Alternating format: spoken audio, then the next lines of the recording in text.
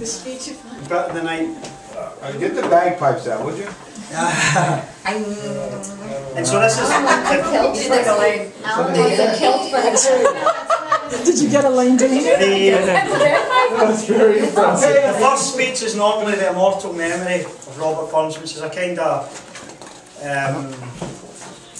talk a little bit about Burns' life. You throw in a few funny stories and you kind of commemorate all his achievements. And then we go into the when do we get toast to make, it up. Yeah, when do we get to make fun of the women?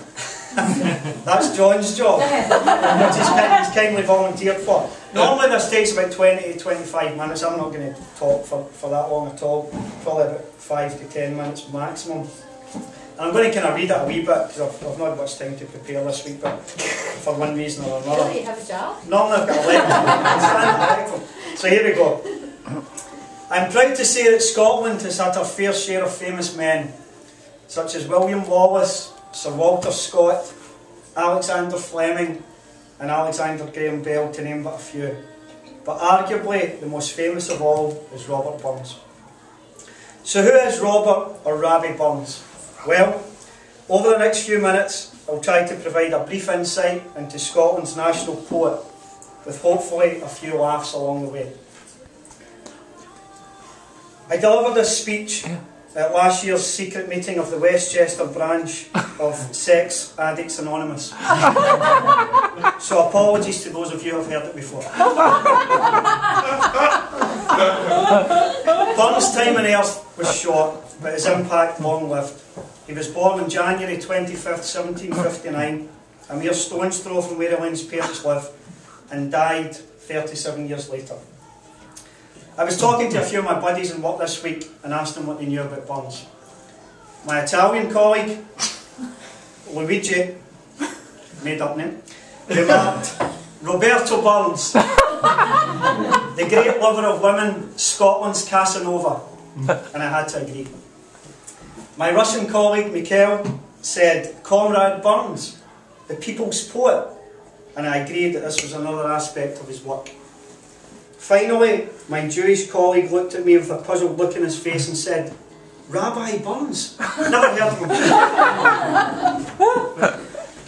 Burns was born at a time of the haves and the have-nots. He was a self-taught peasant farmer and possessed two characteristics shared by many Scottish men. He was a great drinker and a great lover. I myself possess only one of these qualities. And I will pause here for another quick drink.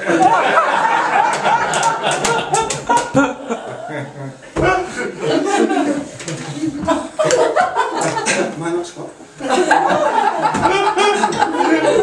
Burns was a man of the people and spoke up through his poems and songs against the establishment, principally the government of the day and the church. He spoke up for the poor and downtrodden and urged that all men and women be treated equally and with dignity and respect. Amongst other things, he advocated love, friendship and fair treatment for all. He asked all men to look at themselves with humility, exemplified in his words, O wad some power the gift to gie us, to see ourselves as others see us. This is all very serious, this book. Burns shot to fame in July of 1786 when his first book of rhymes, entitled Poems Chiefly in the Scottish Dialect, was published in Kilmarnock, Scotland. He published 612 copies. He deliberately chose to write in Scots, as opposed to English, as a conscious decision to reach his fellow Scots folk.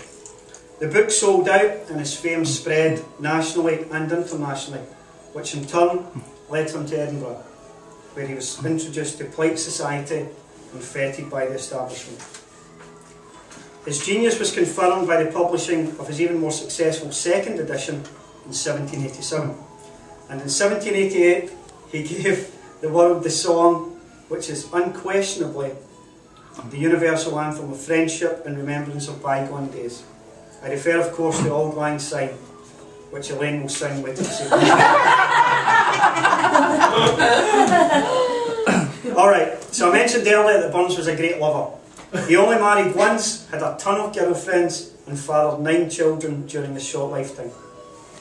As his wife Jean Armour said, "Our Robin should have had 2 wives." He was a charmer of great repute. He was once asked by a society hostess how he spent his time in the rural countryside of Scotland. "Well," he replied, "in the summer there's the fornicating and the fishing." "And what about in the winter?" she asked. "Well," he replied, "there's not much fishing." He also had charisma. He was walking along a country lane one day, leading a goat in a string, with a pig under one arm, a hen under the other, and a bucket under his chin.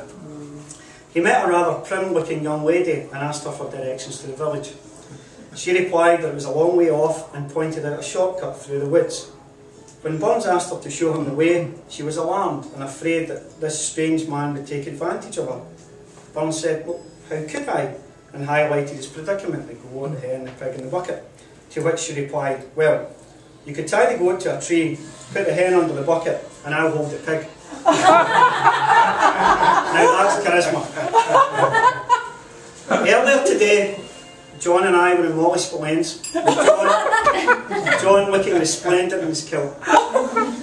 A very attractive young lady approached us and asked John, "What's warm under your kilt?"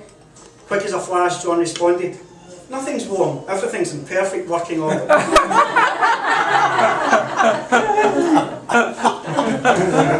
Undeterred, the young lady looked John up and down and settled in the area of his spawn. "Is everything in proportion?" she asked provocatively. "Not at all," said John. "If it was, I would be 9 feet tall."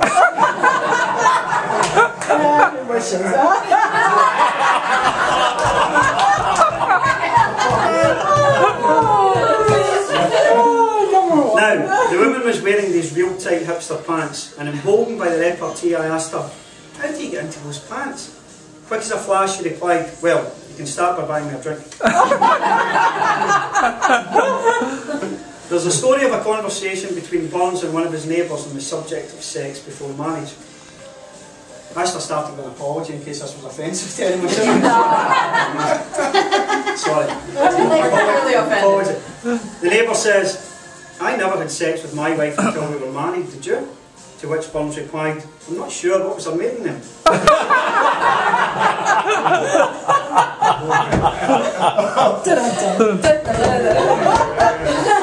Burns was not just a womanizer though. He drew inspiration from the political thought developing in Europe and America, and news of his work reached these shores. James Buchanan, President of the United States,